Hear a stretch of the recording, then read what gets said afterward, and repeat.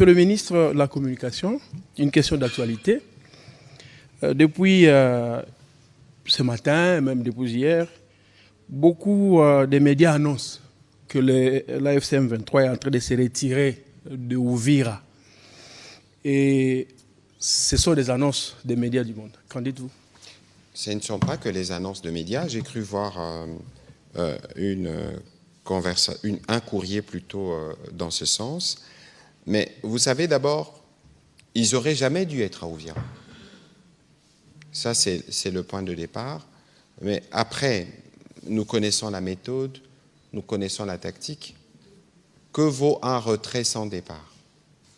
Et aujourd'hui, je sais qu'aujourd'hui, à renfort justement des médias orientés, on va encore essayer, comme au début, de faire une simulation avec des personnes sélectionnées pour venir faire croire qu'ils sont partis d'Uvira.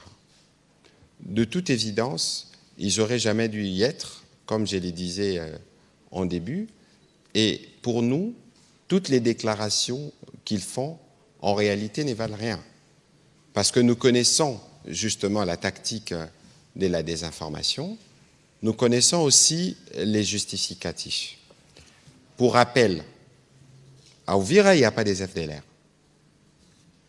S'il faut qu'on revienne sur quelques sujets de départ. Ensuite, parce qu'il fallait justifier le narratif, on a vu l'ambassadeur du père, donc du Rwanda, au Conseil de sécurité, revenir dans un discours où il cite 9 fois le nom de la communauté Banyamulenge.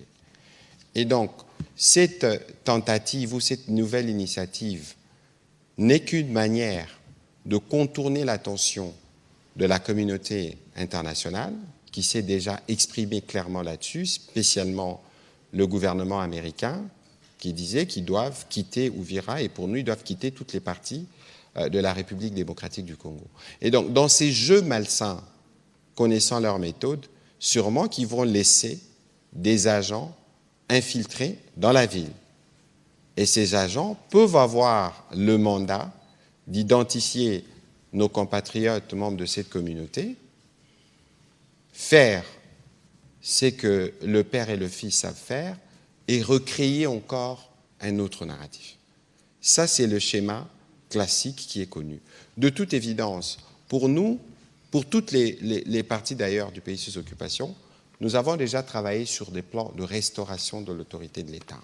Et pour Uvira, ça arrivera évidemment dans le jour qui vient, parce que de toute évidence, ils n'auraient jamais dû arriver là s'il faut considérer les différents points de l'évolution des processus de paix. Et donc nous sommes très vigilants. Vous avez suivi ce qu'a dit Lamineta Bazaïba tout à l'heure par rapport à nos populations qui veulent rentrer et qui doivent rentrer parce qu'il y a des enfants qui doivent aller à l'école. Mais parallèlement à cela, ces fausses annonces, en réalité, cachent une vérité qui a été dévoilée hier. Je pense que vous aviez tous suivi le point qui a été fait par le ministre provincial de la communication de la province du Sud-Kivu, où on pille même des goudrons pour faire des infrastructures, ceux qui prétendent, entre guillemets, être des libérateurs, mais en réalité, c'est des voleurs, au-delà du pillage systématique des ressources minières, mais on pille même les pauvres citoyens, parce qu'on prend des tricycles, on prend des vaches et tout type de biens. On a vu, et d'ailleurs je crois que peut-être que dans les heures qui viennent, il y aura l'occasion de diffuser des images, comment des camions sortaient avec du goudron, du matériel qui doit servir à la construction des routes. C'est ça l'action du Rwanda en République démocratique du Congo. Ce n'est pas seulement les mines, parce que si vous suivez, vous venez des Goma, si vous regardez Goma, si vous regardez Bukavu, si vous regardez Uvira, partout où ils passent, non seulement qu'ils sèment la mort, la désolation, mais ils amènent du vol systématique des matériels roulants, des véhicules qui traversent de l'autre côté. Quoi qu'il en soit, comme nous vous le disons, nous avons notre front militaire, on a un front diplomatique, on a surtout un front judiciaire.